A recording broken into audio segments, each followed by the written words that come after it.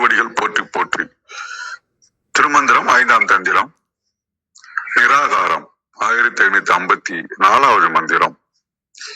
தீவினைகள் மறைய சிவனடி தொழுக, அறிவுடன் கூடி அழைத்ததோர் தோணி, பரியுடன் பாரம் பயம்பதி சிந்தும், குறியது கண்டும் கொடுவினையாளர், செறிய நினைக்கில சேவடி தானே. அந்த முதல் வரிக்கு பார்த்தோம்னா, நாணத்துடன் கூடிய உடலானது தோணி சிவனை நோக்கி அழைக்கப்படுகின்றது. ஆனா நாம என்ன பண்றோம்? இரண்டாவது வரி, பந்தங்களும் பாசங்களும் நிறைந்த இந்த உலகத்துல நாம மாட்டிக்கிட்டு இருக்கிறோம். குறியது கண்டும் கொடுவினையாளர், முக்திக்கான வழி தெளிவாக தெரிஞ்சாலும் நாம அதை நோக்கி போகாம தீவினைகளிலே மாட்டிக்கிட்டு இருக்கிறோம். அப்ப நல்ல நிலையில நிற்கும் போது சிவனுடைய திருவடியை யாரும் நினைக்கிறது இல்லை. அதுக்கு ஒரு தைரியம் வேணும். அப்ப இந்த நாணம் பந்தம் விளைவுகளை பத்தி தான் இந்த பாடல் விளக்குகின்றது. இறைவனை திருவடியை அடைவதன் முக்கியத்தை உணர்ந்து இந்த நிராகாரம்ன்றது பாத்தீங்கன்னா சாத்திரங்களை சாராமல் உணர்வுகளை சார்ந்து இருக்க வேண்டும். இறைவன் அல்லது சிவன் என்கின்ற ஒரு உணர்வு இருந்தாலே நமக்கு அந்த நாணம் என்கின்ற அல்லது அறிவு என்கின்ற அல்லது இந்த பாடல் பிரகாரம் பார்த்தோம்னா தோணி மரமானது படகாக நமக்கு இருக்கின்றது. அந்த படகை செலுத்துபவர் இறைவனாக இருக்கின்றார். தங்கள் ஆசைகளையும் சுமைகளையும் இறக்கி வைத்து விட்டு அவர் மீது நம்பிக்கை வைத்து அந்த படகிலே பயணம் செய்யும் போது பத்திரமாக முக்தி தீவுக்கு நம்மளை அழைத்து செல்வார். அப்ப இறைவன் திருவடியை பற்றிய நாணத்தை அறிவோடு கூடிய இணைந்த அந்த படகு அப்படின்னு அந்த இடத்துல நம்ம குறிப்பிடலாம்.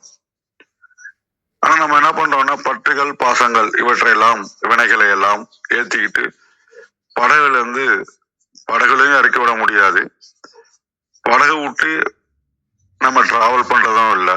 அப்ப அந்த படகோட்டி என்ன பண்றாருன்னா நம்ம இறக்கி வச்சோம்னா அந்த பாரங்களை எல்லாம் வைத்து பயம்பதி அப்படின்றது ஒரு முக்தி தீவுக்கு நம்மளை அழைத்து செல்வார். நம்ம பாசங்கள் பாரங்கள் கடமைகள் இவைகளை எல்லாம் நாங்கள் விட்டு வரமாட்டோம் அப்படின்னாக்கா படகுலையும் ஏற மாட்டாங்க. கரைசேர இதுல போனா கரைசேரலான்னு தெரிஞ்சாலும் அவர்கள் பாவ செயல்களிலே நாட்டம் கொண்டு இருக்கின்றதால இறைவன் திருவடிகளை நெருங்கி சென்று பற்றி அவர்கள் வீடு பேறு அடைய நினைப்பதில்லை அப்படின்றதான் அந்த பாடலுடைய மைய கருத்தா நான் உணர்றேன். மிக்க நன்றி.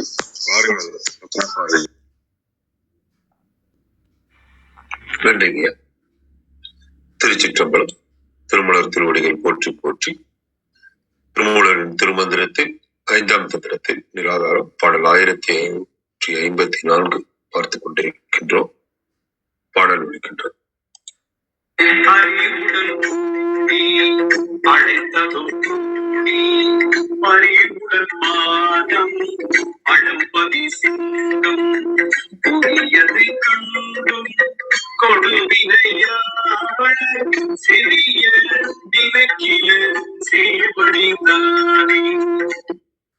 அறிவுடன் கூடி அழைத்தது ஓர் தோணி, பரியுடன் பாரம் பழம்பதி சிந்தும், குறியது கண்டும் கொடுவினையாளர் செறிய நினைக்கில சேவடிதானே.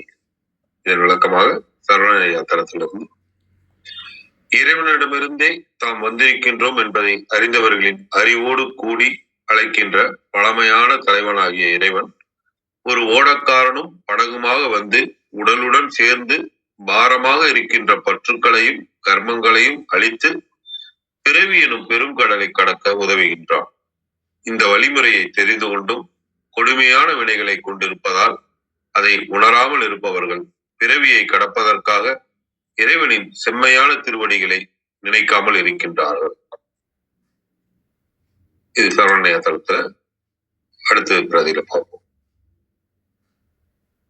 சிவனது திருவடியாக ஞானத்தோடு பொருந்தி வரிவித்து ஏறிய ஒப்பற்ற ஓர் தோணி வினையாகிய சரக்கினை அது நின்ற உடலாகிய மூடையோடு சிவலோகமாகிய பழைய நகரத்தை அடைந்து இறக்கி விடுகின்ற அறிகுறிகளை அறிந்தும் தீவினையுடையோர் அத்திருவினைகளை பொருந்தி நிற்க எண்ணுவதில்லை.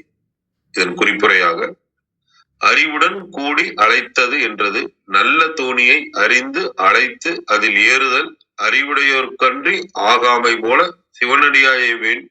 சிவனடியை வேண்டி பெறுதல் ஞானிகட்கு அல்லது ஆகாது என கூறியதாம்.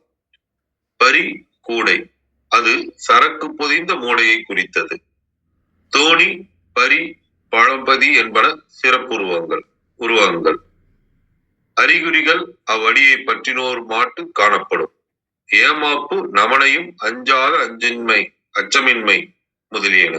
இதனால் அறிவேயன்றி ஒழுக்கமும் நல்வினையுடையார்க்கன்றி வாயாமை கூறப்பட்டது. உடனே இந்த இதற்கான குறிப்பறியாத கொடுத்திருக்கிறாங்க. கௌரியம்மா வணக்கம் அம்மா. நன்றிங்க. அருமைங்க. நன்றி. அனைவருக்கும் அன்பு வணக்கம். ஓம் நந்தியம்பெருமான் திருவடி போற்றி. ஓம் திருமூலர் திருவடி போற்றி. ஓம் நம சிவாய. திருமந்திரம் 1554.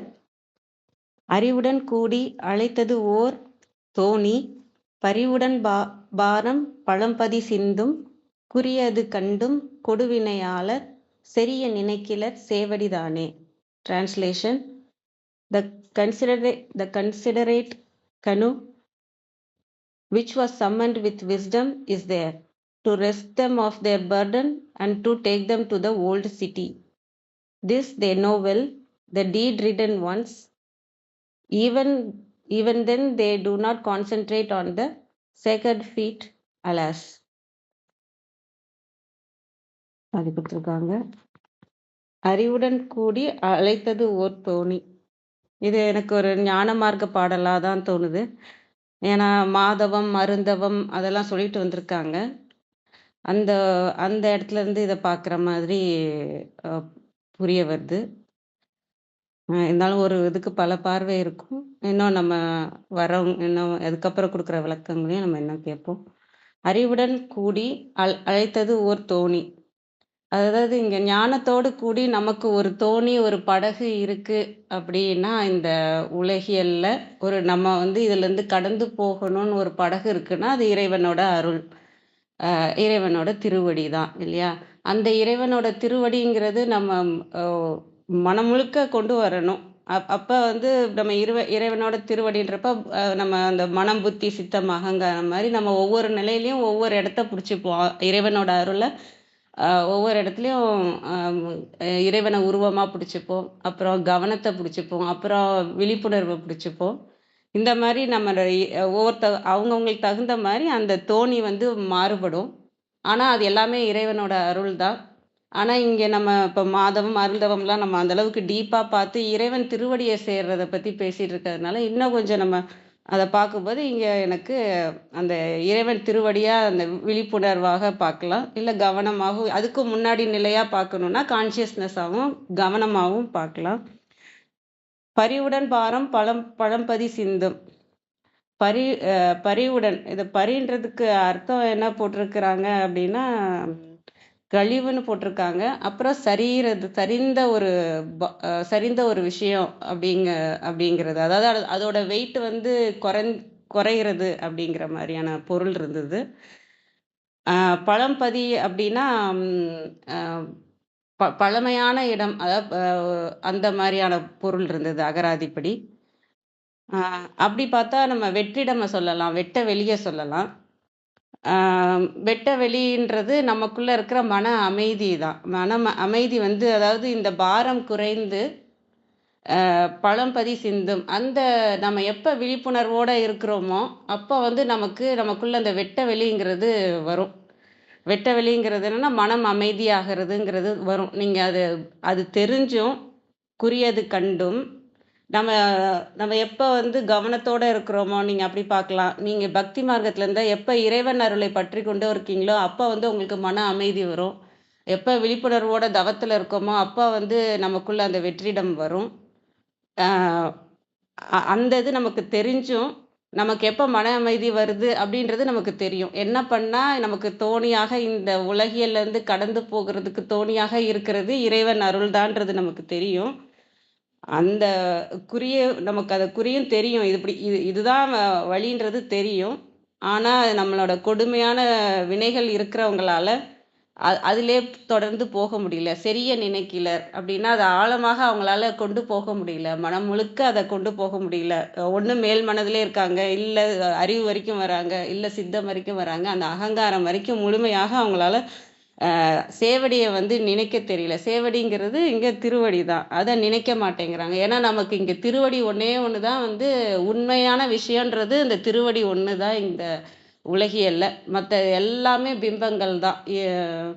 அ அதனால இங்க உண்மைன்னு ஒண்ணு இருக்குன்னா, நம்மள்ட்ட இருக்கிற அந்த விழிப்புணர்வு ஒண்ணு தான். அத வச்சு தான் நம்ம அந்த இறைவனோட திருவடிய பிடிக்க முடியும்.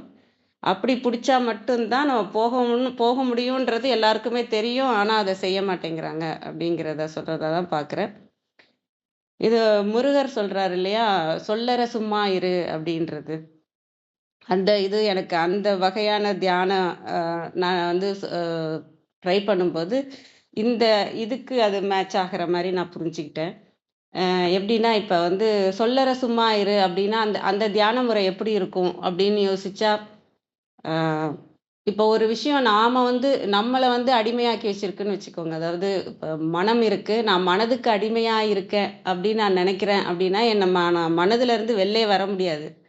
அ வெளில வர்றது கஷ்டமா வர முடியாதுன்னு இல்ல. வர்றது ஓ! அப்ப மனம் என்ன விட்டா தான் நான் அது நான் அதுட்ட தான் நான் அடிமையா இருக்கேன் அப்படின்னு நான் நெனைச்சேன்னா, நான் அது விட்டா தான் என் கையில ஒண்ணும் இல்ல.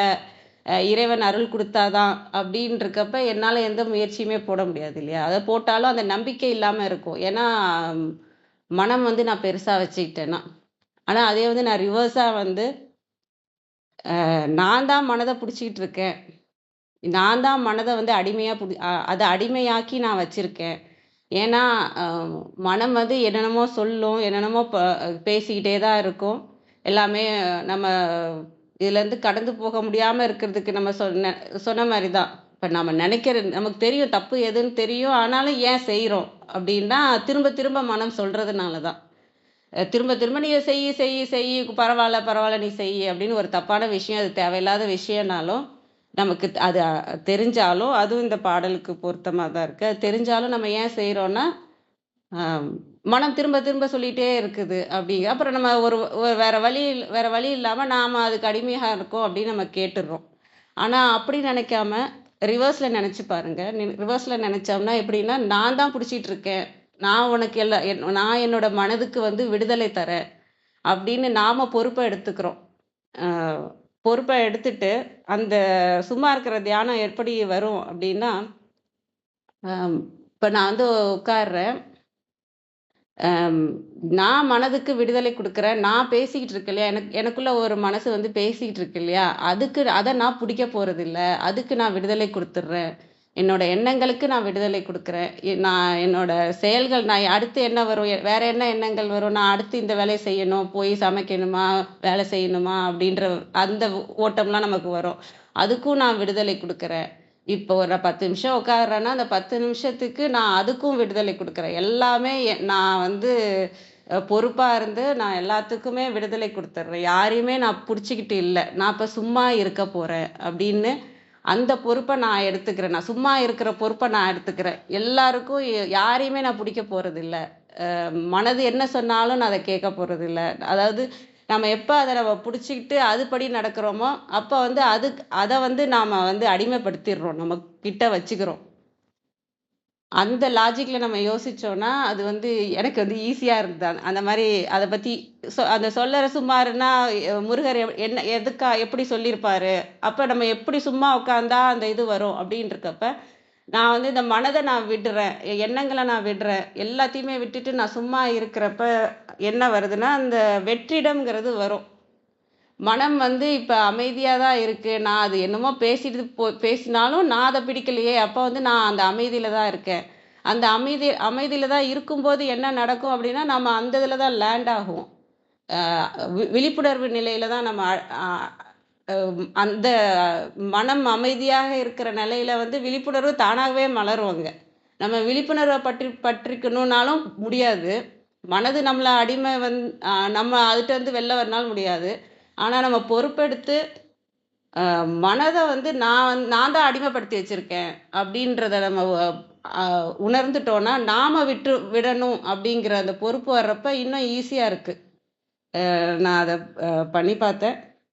நான் உங்களுக்கு சொல்றதுனால சொல்றேன். நீங்களும் கூட பண்ணி பார்க்கலாம். இதுவும் ஒரு முறை. தியானம் நீங்க எல்லாரும் பண்றவங்க இருப்பீங்க, பண்ணாதவங்களும் இருப்பீங்க. ஆனா இந்த முறை வந்து இதுக்கு மட்டும் யூஸாக இருக்காது. இப்ப வந்து சித்திய நோக்கி போறவங்களுக்கும் சரி, இல்ல நான் இறைவன் மேலலாம் எனக்கு நம்பிக்கை இல்ல. நான் உலகியல்ல தான் இருக்கேன். சும்மா மனசு அமைதியா இருந்தா போதும்னு நினைக்கிறவங்களுக்கும் சரி, இந்த மெத்தடும் இதாகும். இதில் எனக்கு இந்த பாடலை பார்க்கும்போது அந்த வெற்றிடம் எப்போ வரும்னா, நம்ம வந்து அந்த மனம் வந்து அமைதியாகி அந்த மனம் முழுக்க இறைவனை கொண்டு வரணும். அந்த பேசுகிற மனசும் இறைவனை கொண்டு வரணும், செய்கிற செயலும் இறைவனை கொண்டு வரணும். நமக்குள்ள அந்த சித்தம் வரைக்கும் நம்மளோட ஆள் மனதிலையும் இறைவனை கொண்டு வந்து நம்ம இறைவனாகவே மாறுற வரைக்கும் அதை இறைவன் சிந்தனையிலே இருக்க வைக்கணும்னா, அது நமக்கு இங்கே இருக்கிறது, உலகியல் இருக்கிறது விழிப்புணர்வு மட்டும்தான் இருக்கு. வேற என்ன இருக்குன்னு தேடி பார்த்தா எனக்கு ஒன்றும் புரியல. இங்கே என்ன நம்ம மனம் மட்டும்தான் நமக்கு சொந்தமாக இருக்கு. நம்ம அதில் தான் நம்ம இறைவனை கொண்டு வந்து வைக்க முடியும். அப்ப அந்த இதுல ஏற்கனவே இருக்க கழிவுகளெல்லாம் நம்ம நீக்கணும். அது பேசிட்டு இருக்கிறது. ஏன் அது பேசிட்டு இருக்குன்னா, நம்ம வினைக்கு தகுந்தபடி, விதிக்கு தகுந்தபடி இன்னைக்கு என்ன எனக்கு நடக்கணும்னு விதி இருக்கோ, அதை தான் அது பேசும். என்னை காப்பாத்திக்கிறதுக்காக அது பேசும். நல்லது சில நேரம் சொல்லும், கெட்டது சில நேரம் சொல்லும். அதுவுமே அடிமையாக தான் இருக்கு. விதிக்கு அடிமையாக இருக்கு. அதை நம்ம சொல்றத நாம வந்து புடிச்சுக்கிறோம். அது அடிமையாக விதிக்கு அடிமையாக இருக்கிறத நாம பிடிக்கிறதுனால தான் பிரச்சனை அப்படிங்கிறது நமக்கு தெரிய வரும்போது, அது இன்னும் நான் தான் பிடிச்சிட்டு இருக்கேனா அப்படிங்கிற ஒரு புரிதல் வந்தது எனக்கு ஒரு ஒரு நல்ல ஒரு இதா இருந்தது. அது இன்னும் பொறுப்பு என் கையில தான் இருக்கு. இறைவன் அடையறதுக்கு அப்படிங்கிற மாதிரி ஒரு ஃபீல் இருந்தது. இன்னைக்கு முடிச்சிட்ட பிறகு வேணா நான் ஒரு தடவை அதை ஒரு நாள் சொல்றேன் நான். சொல்ல சொல்ல நீங்களும் செஞ்சு பார்க்கலாம். டைம் இருந்தா பண்ணி பார்க்கலாம். அனைவருக்கும் நன்றி. வாங்க கிருத்திகா அம்மா. வணக்கம் அம்மா.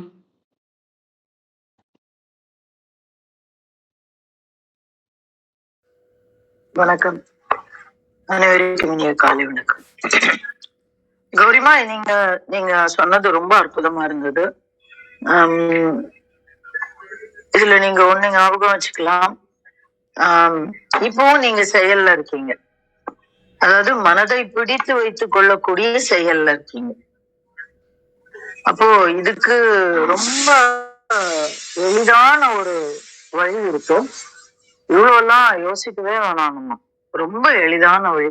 வேற எதுவும் இல்லாம ரொம்ப ரிலீஜியஸா மூச்சை கவனிச்சா போதும். இது ரொம்ப பழமையான டெக்னிக் தான். எல்லாரும் சொல்லி கொடுக்கக்கூடிய டெக்னிக் தான்.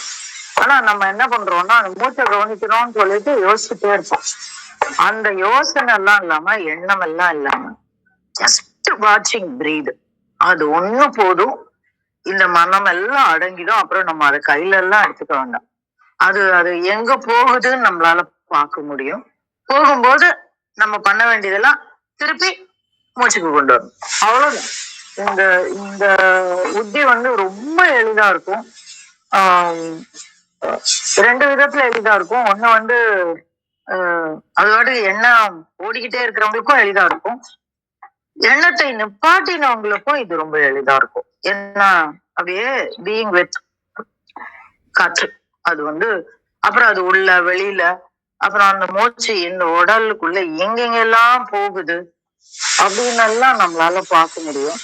நம்ம நினைச்சிட்டு இருக்கோம் அந்த மூச்சு வந்து வெறும் நாபில இருந்து இந்த மூச்சு குழாயில இருந்து மூக்குல இருந்துதான் போகுதுன்னு. இல்ல, அது எங்கெல்லாம் போகுதுன்னு நம்மளால பார்க்க முடியும். ரொம்ப அற்புதமா இருக்கும். நீங்க இதுல ஆரம்பிங்க, இங்க வாங்க. இது ரொம்ப பழமையான டெக்னிக். அதனால இது என்ன, இததான் எல்லாரும் பண்ணுவாங்களேன்னு தோணும். ஆனா அது ரொம்ப ரிலீஜியஸா பண்ணி பாருங்க. அதுக்கு வேற ஒரு பரிமாணம் இருக்கு. நன்றி. இப்போ இந்த மந்திரத்துல என்ன சொல்றாரு அப்படின்னா, நீங்க பாத்தீங்கன்னா கிட்டத்தட்ட இப்ப நான் சொல்ற விஷயத்தான் உரையாசிரியர்கள் சொல்லியிருக்காங்க. என்ன சொல்லியிருக்காங்க அப்படின்னா, அறிவுடன் கோடி அழைத்தோர் தோணி, அதாவது தோணியாகிய சிவத்தை தான் கடத்தக்கூடியது அப்படின்னு சொல்றாங்க. எனக்கு இதுக்கு வேற ஒரு பார்வை இருக்கு. நான் அது அப்புறம் சொல்றேன். அப்போ அந்த தோணி ஆகிய சிவம் என்ன பண்றாரு அப்படின்னா, பரியுடன் பாரம் பழம்பதி சிந்தும் குறியது கண்டும். அப்படின்னா என்ன அர்த்தம்? இந்த இந்த உடலை அழிக்கக்கூடிய பதியுடன் பரியுடன் பாரம். இந்த பாரம் அப்படிங்கிறது குவியல், கம்பல். அந்த பாரத்தை பறித்து அந்த உடம்புல போட்டிருக்காரு. அதாவது வினைக்கேற்ப நாம் பெற்றுக்கொண்டு இருக்கக்கூடிய இந்த உடல் அப்படின்னு சொல்றாங்க. அப்போ அதை அழிக்கக்கூடிய ஒரு டூல், அதாவது அதை அழிக்கக்கூடிய ஒரு கருவி கொடுக்கிறாரு நமக்கு. எது அப்படின்னா சிந்தும் குறியது கண்டு அப்படின்னு சொல்றாரு. அப்போ அதை அழிக்கக்கூடிய அந்த குறி என்ன அப்படின்னாக்கா, இந்த இடத்துல பிரணவத்தை சொல்றாங்க. அந்த பிரணவத்தை அறிந்திருந்தும் கொடிவினையாளர்கள், அதாவது கொடிய கூட்டத்தை சேர்ந்தவர்கள் செறிய நினைக்குளர் சேவடிதானே, இடைவிடாத சேவடியை நினைக்கின்ற அந்த தன்மையை செய்வதில்லை அப்படின்னு ஒரு பொருள் இருக்கு. நான் சொல்றது வரதராஜன் ஐயா பதிப்புல இந்த பொருளை தோணியை சிவத்திற்கும் பரியுடன் பாரம் அப்படிங்கிறத நம்முடைய வினைகளோடு கூடிய அந்த உடலை அமைத்திருக்கிறார்கள் அப்படிங்கிற ஒரு விஷயத்துக்கும் அந்த கடத்தக்கூடிய அந்த சிவத்தை பிரணவமாகவும் நமக்கு சொல்லியிருக்காரு.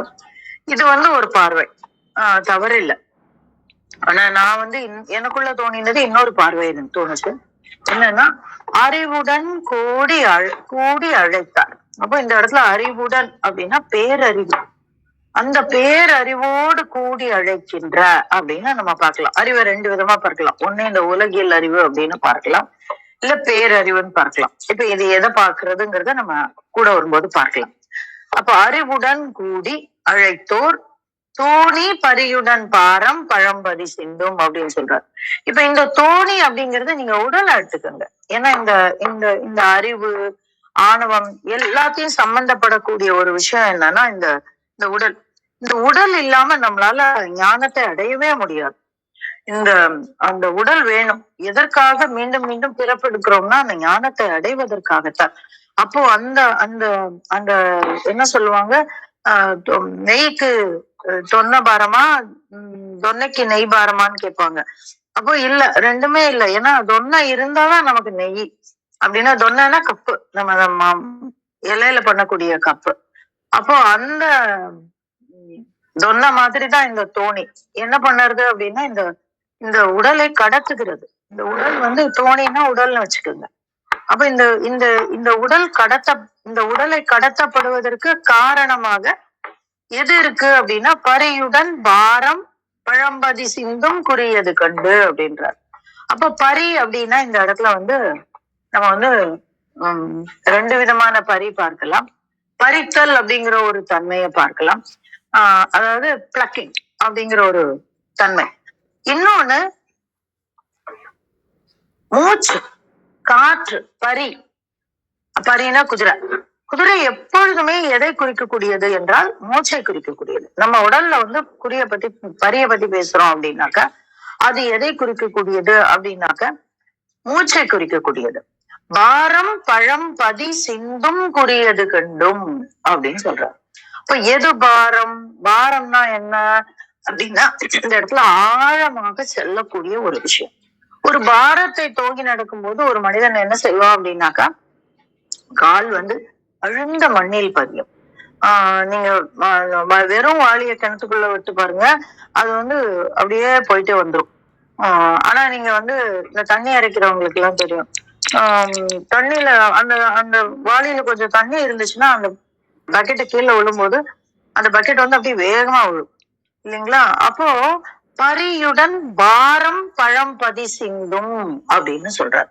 அப்போ இந்த இடத்துல பாரம் அப்படிங்கிறத நம்மளுடைய அந்த மூச்சு. அப்ப இந்த இடத்துலயும் பிரணவம் தான் வருது. அந்த பிரணவத்தோடு கூடிய அந்த மூச்சு பழம்பதி சிந்தும் குறியது கண்டு. அப்ப எது பழம்பதி அப்படின்னாக்கா இந்த மூலாதாரம் வரைக்கும் செல்லக்கூடிய அதான் பழம்பதி. எப்பவுமே அந்த இடத்துல இருக்கு. அப்போ இந்த உடல், இந்த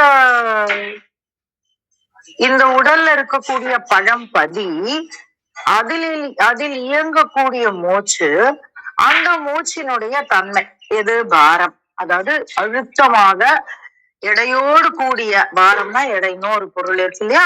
அப்ப எடையோடு கூடிய சிந்தும் குறியது கண்டும் அப்படின்னா நீ உள்ள போய்கிட்டே இருக்கு. ஆனா எத்தனை பேருக்கு இந்த டயப்ரம தாண்டி அந்த மூச்சு அப்படிங்கறது இந்த நெஞ்சுக்குழி தாண்டி கீழே வரைக்கும், இது ரொம்ப எளிமையான ஒரு விஷயம்தான்.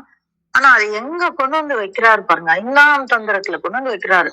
ஏன்னா இது நம்ம பிராணாயாமம்னு ஒரு பெரிய சப்ஜெக்டே பார்த்துட்டு வந்திருப்போம். ஒரு 3ஆம் தந்திரம் 4ஆம் தந்திரம் எல்லாம் கடந்து இந்த இடத்துல கூட வைக்கிறாரு. அதுல என்ன ஒரு சூட்சுமத்தை வைக்கிறாரு அப்படின்னா, அறிவுடன் கூடி அழைத்தோர் அப்படின்னு சொல்றாரு. அப்போ இது வெறும் புக்கா மாத்திரம் வைக்க கூடாது. வெறும் சிற்றறிவு இல்ல, இந்த 6ஆம் அறிவு கொண்டு 7ஆம் அறிவு கொண்டு நம்ம அடைக்கக்கூடியது அல்ல. அப்போ பேரறிவோடு கூடி அப்படின்னு நம்ம பார்க்கணும். அப்போ முதல்ல எப்படிதான் ஆரம்பிக்க முடியும் அப்படின்னா, இந்த சிற்றறிவு கொண்டுதான் ஆரம்பிக்க முடியும். அதனாலதான் அறிவுடன் கூடி அழைத்தோர் அப்படின்னு சொல்றாரு.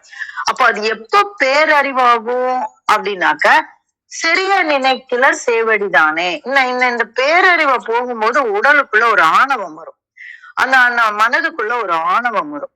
அது எப்ப நீங்கும் அப்படின்னா, சரிய நினைத்து அவருடைய சேவடியை நாம் சரிய நினைக்கணும். சரியானா இடைவிடாது.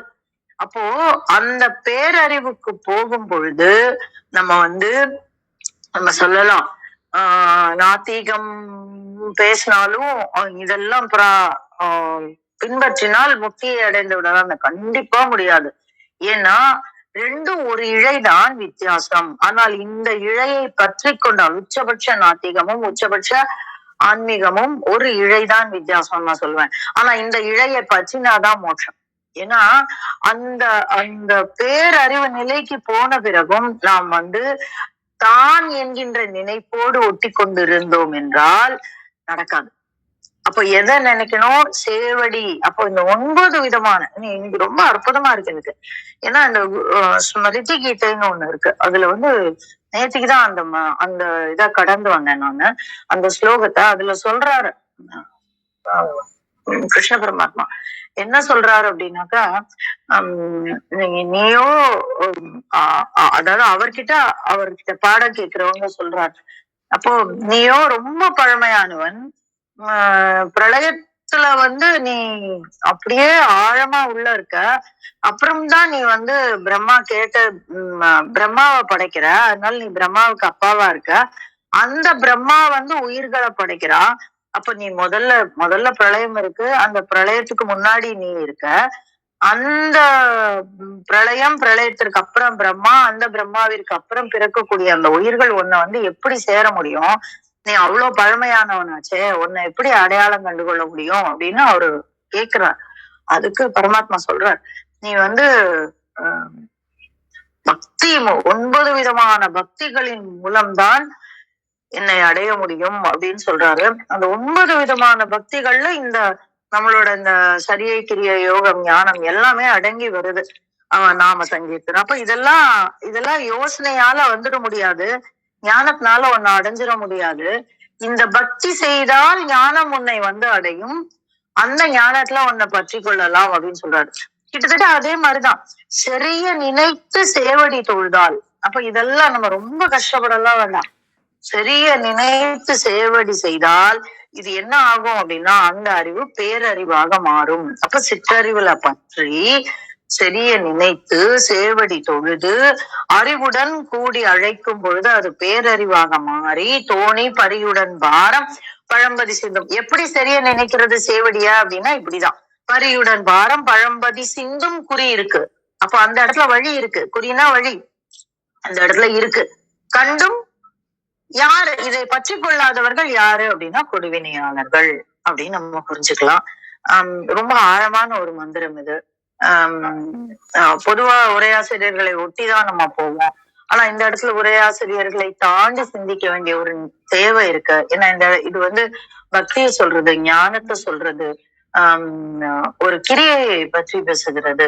அந்த கிரியையை செய்யாதவர்கள் கொடுவினையானவர்கள் அப்படின்னு அதுக்குண்டான ஒரு நெகட்டிவ் இம்பாக்டையும் சொல்றது ரொம்ப சரிவான ஒரு ஒரு மந்திரம். ஆனா அதுக்கு ரொம்ப எளிதான ஒரு வழியையும் நமக்கு காட்டி தருகிறது. It is a very jam packed மந்திரம். அதை உங்களோடு பகிர கிடைத்த இந்த காலை வேலைக்கு நன்றி சொல்லி என்னுடைய பகிர்தலை முடித்துக் கொள்கிறேன். நன்றி. நன்றிங்க. மிக்க நன்றி. மிக தெளிவான விளக்கம் கொடுத்தீங்க. அதே மாதிரி இந்த மூச்சு கவனிக்கிறது நீங்க சொல்ற மாரி எல்லாருமே சொல்றதுன்றது எல்லாருமே அது முடியலங்கிறவங்களுக்காக தான் நான் இந்த முருகரோட சும்மா இரு அப்படிங்கிறதுக்கான டெக்னிக் என்னவா இருக்கும்? நம்ம சும்மா இருக்கணும் அப்படின்னா, நம்ம மூச்சையும் கவனிக்கக்கூடாது இல்லையா? எல்லாத்தையும் விட்டுட்டு சும்மா இருக்கணும். அப்ப அந்த அந்த இது புரிஞ்ச மாதிரி இருந்தது. 2வது அந்த மூச்சை கவனிக்கிறதுக்கும் நமக்கு அந்த சும்மா இருந்தாதான் மூச்சையுமே கவனிக்க முடியுது. அதுக்கும் முன்னாடி ஸ்டேஜ் மாதிரி நான் இதை பார்த்தேன்னா. அதுக்கு அடுத்ததான் மூச்சு கவனிக்கிறது இன்னும் ஈஸியா இருக்கிற மாதிரியும், முருகரோட அன்னையிலேருந்து 48வது நாள் தைப்பூசம் வருது. இன்னையிலேருந்து ஸ்டார்ட் ஆகுது. அதனால முருகர் சொன்னது அந்த சும்மா என்ன டெக்னிக்கா இருக்கும் அப்படின்னு யோசிக்கிறப்ப இந்த புரிதல் வந்தது. அதை தான் பகிர்ந்துக்கிட்டேன். நன்றிங்கம்மா. நீங்க எதுவும் அதுல சொல்லணுங்களா? அது அது தெரியல. இல்லம்மா, இது ஒரு ஒரு பார்வை ஒரு ஒரு என்ன சொல்றது முயற்சி தான். பண்ணி பார்க்கலாம் எல்லாருமே, ஒன்றும் பிரச்சனை இல்ல. அதை கண்டு அடையக்கூடிய இதுதான். இந்தியாமா இருக்காங்க, டைமும் ஆயிடுச்சு. அதனால நம்ம இன்னைக்கு மேல போகலாம். நன்றி. வாங்க விந்தியாம்மா. வணக்கம் அம்மா. அனைவருக்கும் வணக்கம். ஓம் சிவசக்தி போற்றி, ஓம் திருமலரே போற்றி. 1554வது திருமந்திரம். பிறவி கடல் கடக்கும் தோணி பெருமான். திருமந்திரம். அறிவுடன் கூடி அழைத்ததோர் தோணி, பரியுடன் பாரம் பழம்பதி சிந்தும், குறியது கண்டும் கொடுவினையாளர் செரிய நினைக்கிலர் சேவடி தானே. அருமையான திருமந்திரம். அறிவுடன் கூடி ஞான மார்க்கத்தில் பொருந்தி அழைத்ததோர் வேண்டி விரும்பி உதவ அழைத்தவர்களுக்கு தோணி பிறவி கடல் கடக்க உதவும் தோணி போல துணை செய்ய வல்லது சிவன் அருள். இந்த சிவன் அருள் பிறவி சுமை கழிய செய்யும், வினைக்கிடமாக தொடரும், பிறப்பு அறுக்கும். இது தெரிந்தும் தீவினையாளர்கள் சிவன் திருவடிகளை சார்ந்து பிறவி பயன் பெற நினைக்காதவர்களாக இருக்கிறார்களே, பாவம் இவர்கள் என்றபடி. பறிதல் நீக்குதல், பாரம் சுமை, பழம்பதி தொடரும் பிறவி, உடம்பு சிந்தும் அழிக்கும், குறி குறிப்பு செரிய ஈடுபாடு கொள்ள. கழக வெளியீட்டில் முற்று உணர்வாகிய சிவஞானத்துடன் கூடி திருவருள் துணையால் தோணியாகிய சிவபெருமான் திருவடியினை ஓவாது அழைத்தால் அவர் திருவருளால் உடம்பு பொன்மயமாகும். பாரமாகிய துவா மாயை தத்துவ கூட்டங்களும் பல மலத்தால் நேர்ந்த மாயா காரியமாகிய பழம்பதி என்னும் உடம்பும் அகலும். இவ்வுண்மையினை சிவனடியார்பால் நேரில் கண்டிருந்தும் மலக்கொடும் வினைஞர் சிவபெருமான் திருவடி இணையினை சேருமாறு நினைக்கிறர். தோணி சிவத்தின் திருவடி, பரி பொன் போன்ற உடல், பாரம் தத்துவ கூட்டம், பழம்பதி அனாதி மாயையால் ஆகிய சரீரம், குறி கருத்து. அனைவருக்கும் நன்றி, வணக்கம். சிவசிவ. திருச்சிற்றம்பலம். மிக்க நன்றிங்கம்மா. நிறைய பொருள் நமக்கு இன்னைக்கு கிடைச்சிருக்கு. அவங்கவுங்க பார்வையில தான் இந்த பாடல் இருக்கிற மாதிரி இருக்கு. மிக்க நன்றிங்கம்மா. வேற யாருக்கும் ஏதாவது கேள்வி இருக்குங்களா?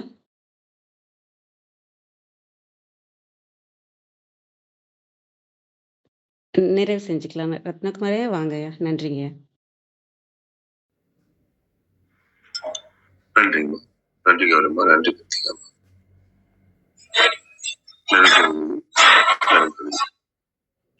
திருமந்திரம் கேட்க போத பயில அறிவில் உணர்வில் தூய்மையும் ஆன்ம உணர்வும் துணிவும் சஞ்சலம் சங்கடமற்ற வாழ்க்கையும் சிவன் மீது உண்மையான உணர்வு பெறுதலும் கிட்டும். யான் பெற்ற இன்பம் பெருகை வையகம் என்ற திருமூலரின் கூற்றுக்கணங்க வந்திருந்து கருத்துக்களை கூறி தெளிவுபடுத்திய சான்றோர்களுக்கும் செவி கொடுத்து சிறப்பித்த மெய்யன்பர்களுக்கும் மிக்க நன்றி. களம் நிறைவடைகிறது. மீண்டும் நாளை காலை 6:30 மணிக்கு கேள்வி நாணம் ஆன்ம சுவாச நிகழ்வில் சந்திப்போம். 5, 4, 3, 2, 1.